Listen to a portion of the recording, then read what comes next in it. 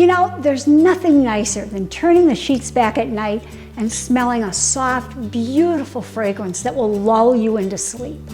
And you can buy it at the store, but they're so expensive. But I'm going to show you how to make your own today, and it costs pennies. First of all, you're going to want to have some witch hazel or some vodka, whichever you happen to have on hand is fine.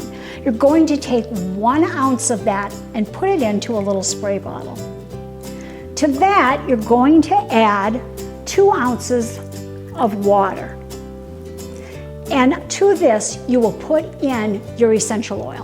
Whatever you like is fine. I love lavender for this, so I'm going to put about 15 drops of lavender into mine. Now, you can put more or less depending on your own preference. We're going to pour it into our spray bottle. And remember, we always want to label our spray bottles. Then we're just going to put the lid on.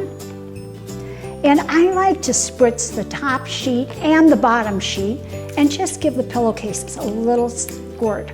I wish you could smell how good that smells. And when I go to bed tonight, it's going to be heaven.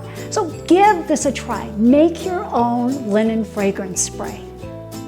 For more information, go to queenofclean.com. Thanks for talking dirty with the Queen of Clean.